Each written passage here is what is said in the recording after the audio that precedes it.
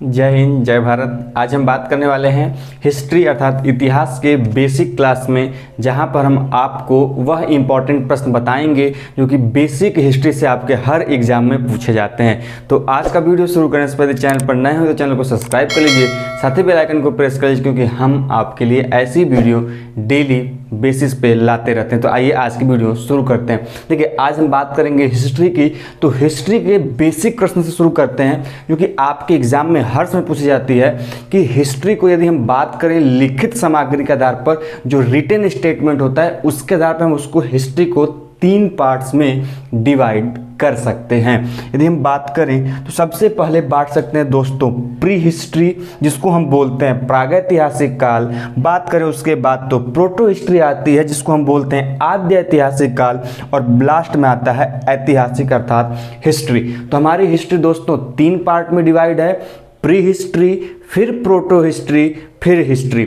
जान लेते हैं इसके बारे में। देखिए, प्री हिस्ट्री हमारे हिस्ट्री का अर्थात इतिहास का वह भाग है जहां पर हमें कोई भी लिखित साक्ष्य अर्थात रिटन स्टेटमेंट हमें प्राप्त नहीं होते हैं।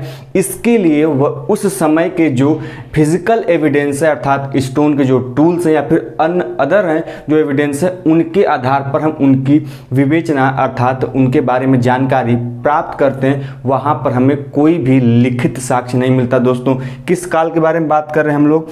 प्री हिस्ट्री अर्थात प्रागैतिहासिक काल के बारे में, जिसमें आपका स्टोन एज सभी के सभी आ सकते हैं, जिसमें पैलियोलिथिक, मेसोलिथिक और नियोलिथिक, मतलब पूरा पाषाण काल, मध्य पाषाण काल और नव पाषाण काल, यह तीनों प्री हिस्ट्री के क्षेत्र में आते हैं। दोस्तों ध्यान रखेंगे, पैलियोलिथिक की बात की मैंने, मीजोलिथिक की बात की और नियोलिथिक की बात की। यह मुख्यतः हमारे प्री हिस्ट्री के मेन काल के रूप में आते हैं।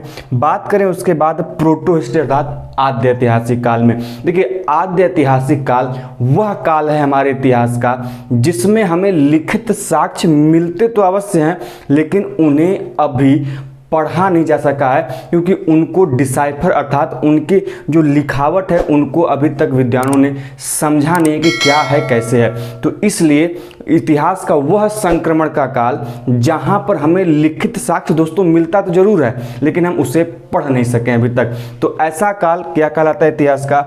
वह कहलाता है दोस्तों प्रोटो हिस्ट्री, वह कहलाता है आद्य ऐतिहासिक काल। कभी कभी पूछ लिया जाता है कि आद्य ऐतिहासिक काल में भारत का कौन सा काल रखा जाएगा? तो दोस्तों 2 प्रमुख हैं, जिसमें आप पढ़ते होंगे इंडस वैली सिविलाइजेशन या फिर हम कह लें चालकोलिथिक। तो भारत की जो सिंधु सरस्वती सभ्यता है दोस्तों, या फिर जो ताम्र पाषाणिक संस्कृतियां हैं, इनसे हमें लिखित साक्ष्यों के प्रमाण तो मिले हैं दोस्तों, लेकिन इसे अभी तक पढ़ा नहीं जा सका है। इसी कारण भारतीय इतिहास में इन काल को हम आद्य ऐतिहासिक काल या फिर प्रोटो हिस्ट्री के अंतर्गत रखते हैं। तो ध्यान देंगे, चीज़ों को नोट कर लेंगे कि सिंधु सरस्वती सभ्यता एवं कुछ ताम्र पाषाणिक संस्कृतियां किस काल में रखा गया है दोस्तों? तो प्रोटो हिस्ट्री में रखा गया है। अब बात करें हिस्ट्री की, तो दोस्तों इतिहास या फिर ऐतिहासिक काल वह काल होता है जहां पे हमें लिखित साक्ष्य प्राप्त होते हैं, और इन लिखित साक्ष्यों के आधार पर ही हम इन इतिहास की रचना या फिर विवेचना करते हैं। जैसे आप सभी जानते हैं, वेद, पुराण, अर्थशास्त्र, जितने भी आगे के काल में रचनाएं मिलती हैं, और उनके आधार पर जो हम इतिहास का लेखन करते हैं या फिर इतिहास के बारे में जानकारी प्राप्त करते हैं, वह काल हमारा किस काल में आएगा दोस्तों? हिस्ट्री या फिर ऐतिहासिक काल में आएगा। तो दोस्तों ध्यान देंगे, हमने हिस्ट्री को 3 बारों में बताया, प्री हिस्ट्री, प्रोटो हिस्ट्री और हिस्ट्री। ध्यान देंगे दोस्तों। अगले प्रश्न की तरफ बढ़ते हैं, जो कि अब ये बेसिक चीजें थी। प्रश्न की तरफ बढ़ते हैं कि भारतीय पुरातत्व का जनक किसे कहते हैं? ध्यान देंगे दोस्तों, आर्कियोलॉजी, पुरातत्व हम आर्कियोलॉजी के नाम से जानते हैं। देखिए, भारतीय पुरातत्व के जनक, यह प्रश्न कई बार आया है, मतलब who is the father of Indian archaeology? देखिए, जो कनिंघम महोदय हैं, जिन्होंने भारत में शुरुआत की थी पुरातत्व की, कह लें तो इन्हीं कनिंघम महोदय को क्या कहा जाता है? भारतीय पुरातत्व का जनक कहा जाता है। दोस्तों ध्यान देंगे, आप लोग इसको पॉइंट आउट कर लेंगे कभी कभी पूछ देगा कि प्रथम भारतीय पुरातत्व आयोग अर्थात आर्कियोलॉजिकल सर्वे ऑफ इंडिया के प्रथम डायरेक्टर कौन थे दोस्तों, तो यही कनिंघम थे। ध्यान रखेंगे, कभी कभी पूछ देता है ASI का पूरा नाम, तो आर्कियोलॉजिकल सर्वे ऑफ इंडिया जो 1861 में स्टैब्लिश हुई थी, इसके प्रथम महानिदेशक थे कौन दोस्तों, तो यही थे कनिंघम। ध्यान रखेंगे। अगले प्रश्न की तरफ बढ़ते हैं कि हिस्ट्री शब्द के प्रथम प्रयोगकर्ता कौन है। बार बार एग्जाम में आता है, बहुत लोग जानते होंगे, तो हम इसके थोड़ी सी डिटेल में चर्चा करेंगे। देखिए, सबसे पहली बात दोस्तों, जो हिस्ट्री शब्द है यह किया गया था किसके द्वारा प्रयोग, यह दार्शनिक थे हेरोडोटस दोस्तों। कि कौन थे, हेरोडोटस। हेरोडोटस ने पहली बार जो हिस्ट्री शब्द है उसका प्रयोग किया था। और इनसे एक और प्रश्न पूछा जाता है दोस्तों कि हेरोडोटस द्वारा लिखी गई पुस्तक का नाम, या फिर आपसे पुस्तक का नाम देके पूछेगा कि यह पुस्तक किसने लिखी थी। तो यह पुस्तक, इनकी पुस्तक का नाम पूछ दिया जाता है प्री हिस्टोरिका।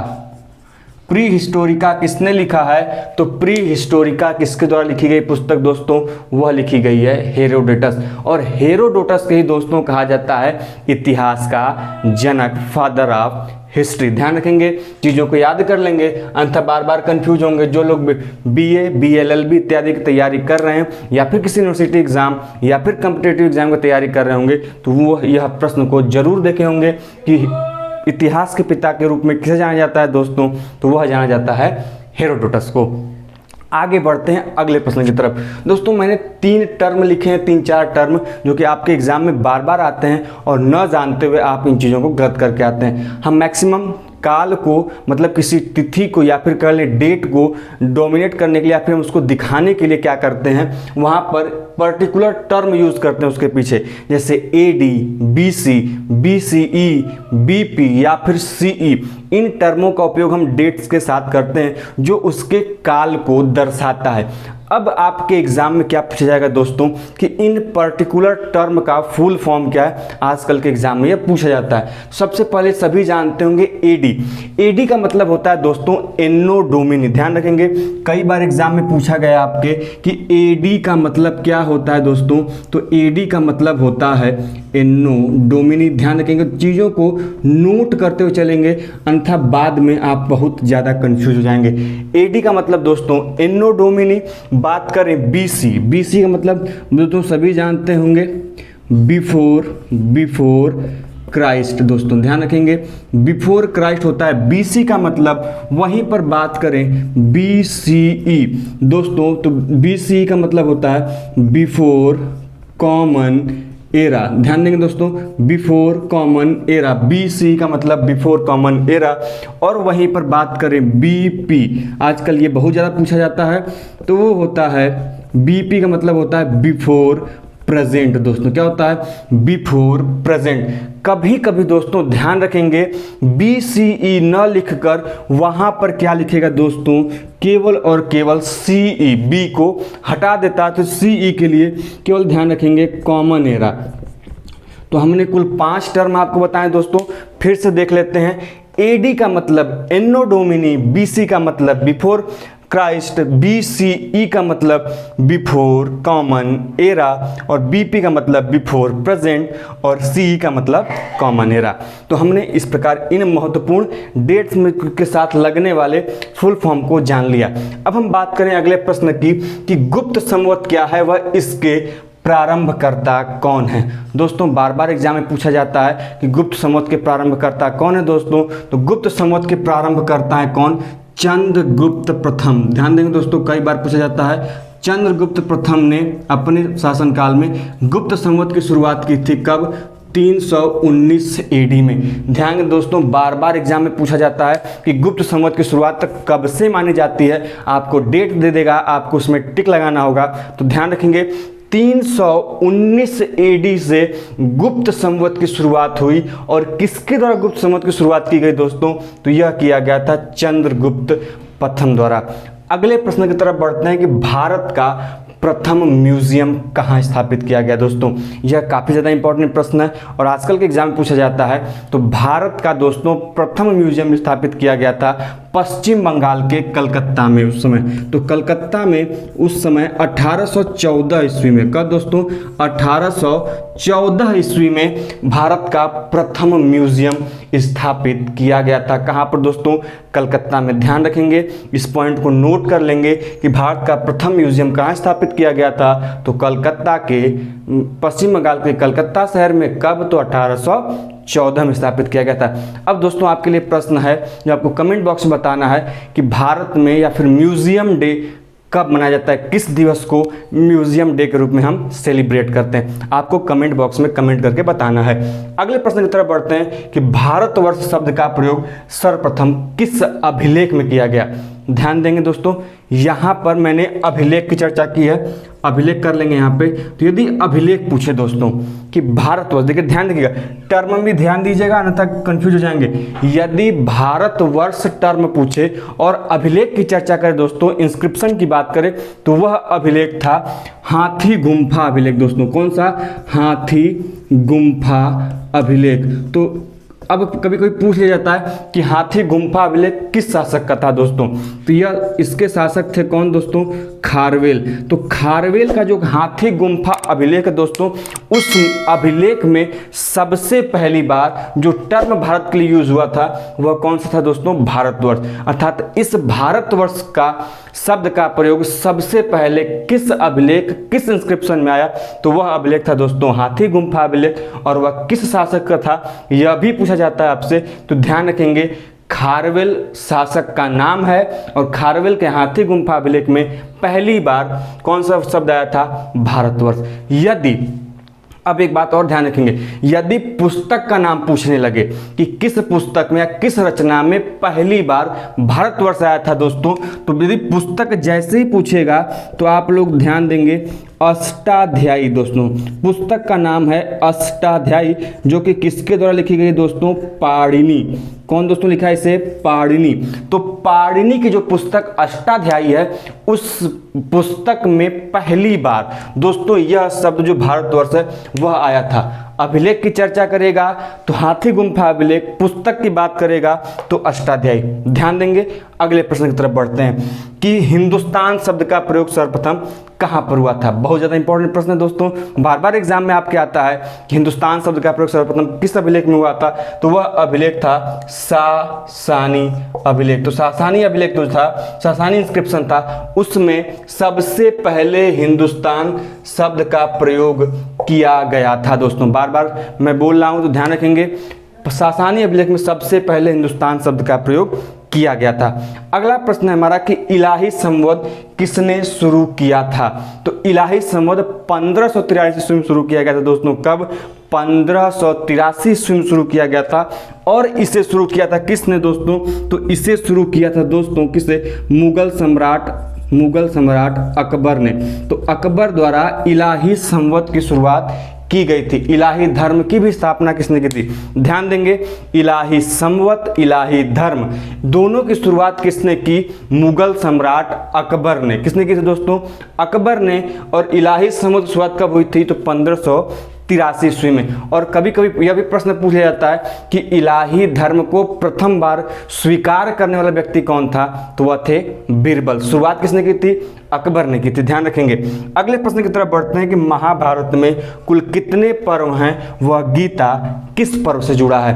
पर्व की तरह कह लें तो एक बात कर लें, जैसे कि हमारे बुक्स में चैप्टर होते हैं, पाठ होते हैं, उसी प्रकार महाभारत में पर्व हैं। तो पर्वों की संख्या पूछ रहा है, तो महाभारत में दोस्तों कुल पर्वों की संख्या कितनी है, तो कुल पर्व हैं दोस्तों 18। तो कुल पर्व हैं 18 और उस 18 में से जो छठवां पर्व है दोस्तों, कौन सा, छठवां, जिसको हम लोग जानते हैं किस पर्व के नाम से दोस्तों, भीष्म पर्व। कौन सा पर्व दोस्तों, भीष्म पर्व।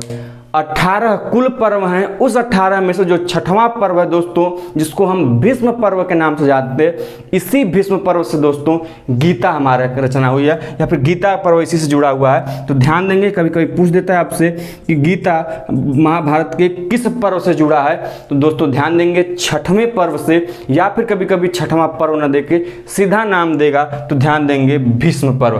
तो कुल पर्वों की संख्या महाभारत में 18 और उनमें से जो छठवां पर्व है भीष्म पर्व, उसमें से जुड़ा है आपका गीता।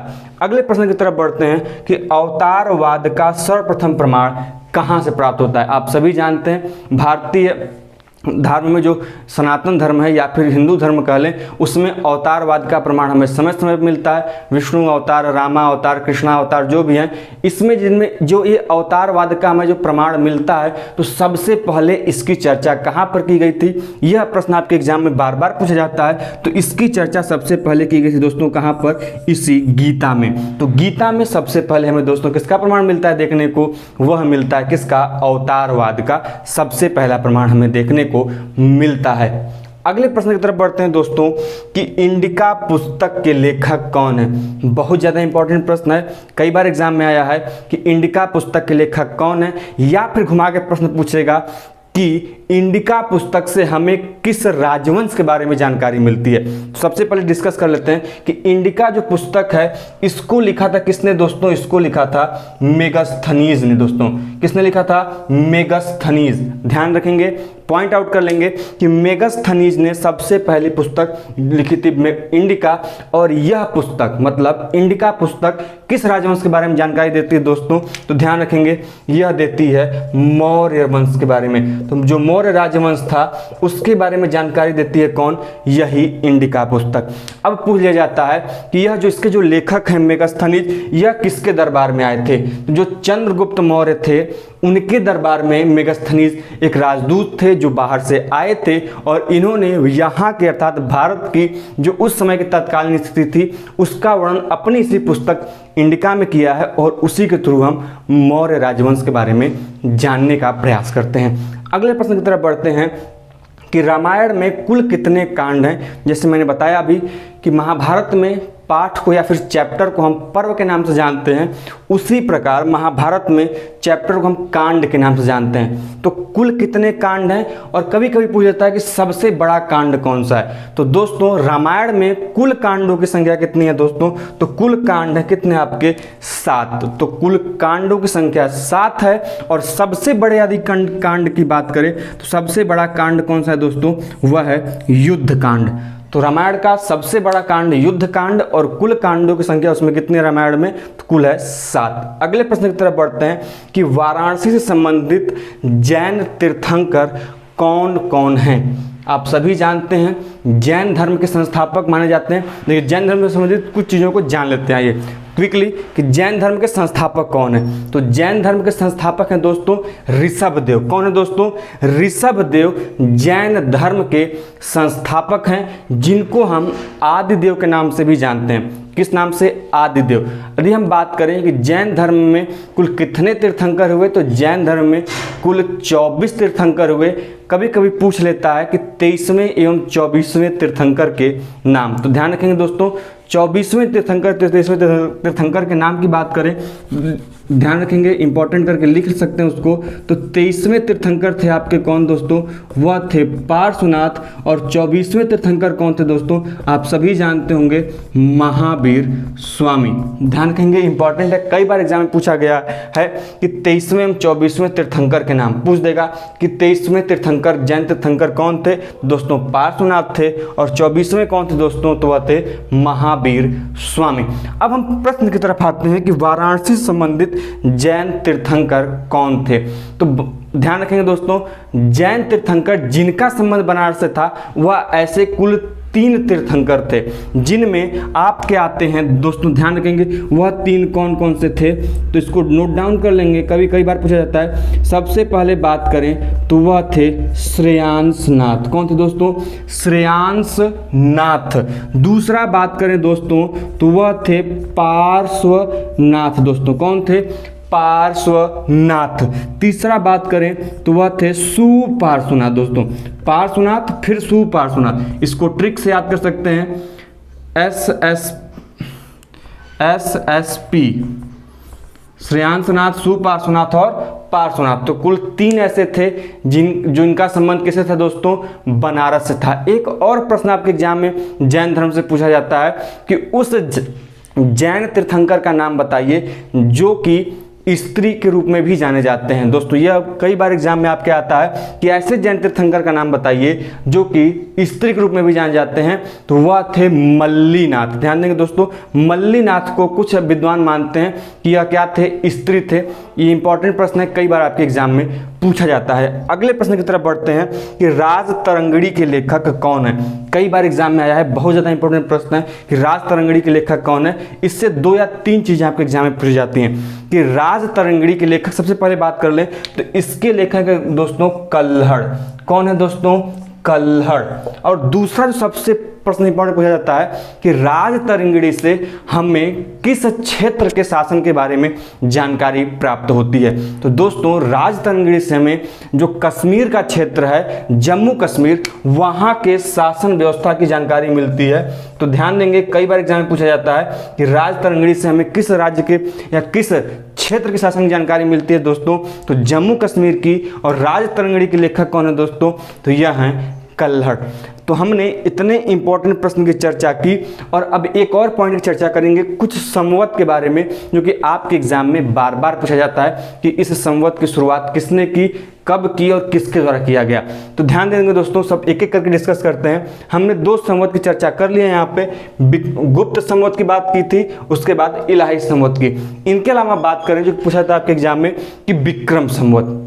तो दोस्तों विक्रम संवत की शुरुआत हुई थी कब दोस्तों, तो वह 58 BC में हुई थी। मैंने BC की अभी बात की थी, मतलब बिफोर क्राइस्ट। तो 58 BC में शुरुआत किया गया था, किसके द्वारा, राजा विक्रमादित्य के द्वारा दोस्तों। तो ध्यान देंगे, विक्रम संवत की शुरुआत 58 BC में किसके द्वारा, विक्रमादित्य के द्वारा।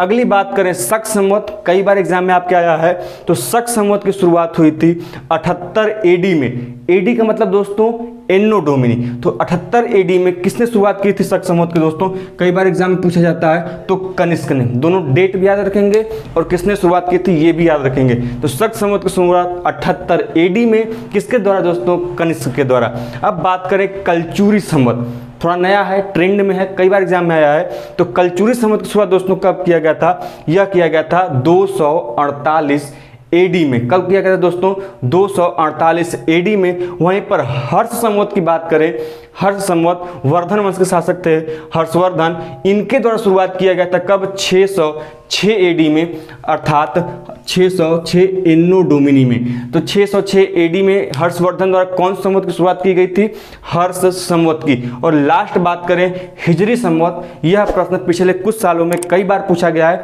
कि हिजरी संवत की शुरुआत कब किया गया था या किस अवसर पर किया गया था। तो दोस्तों हिजरी संवत की शुरुआत हुई थी 622 AD में। ध्यान रखेंगे, BC वाला केवल एक हमें मिला 58 BC, जो कि विक्रम संवत है। और यहाँ पे बात करें हिजरी संवत की, तो यह 622 AD में इसकी शुरुआत हुई। और कब माना जाता है, इसकी कब से शुरुआत मानी जाती है, ऐसा माना जाता है कि जो पैगंबर मुहम्मद साहब थे, उन्होंने मक्का का त्याग करके जब मदीना जाने लगे, तो उसी मतलब समय काल में हमारे हिजरी संवत की शुरुआत की गई। कब दोस्तों, तो 622 AD में। दोस्तों हमने इस वीडियो के माध्यम से इतिहास के उन बेसिक प्रश्नों की जानकारी ली जो आपके एग्जाम के पॉइंट ऑफ व्यू से बहुत ज़्यादा इंपॉर्टेंट है। तो मिलते हैं ऐसे ही क्लास के साथ नेक्स्ट वीडियो में, तब तक के लिए दोस्तों जय हिंद, जय भारत।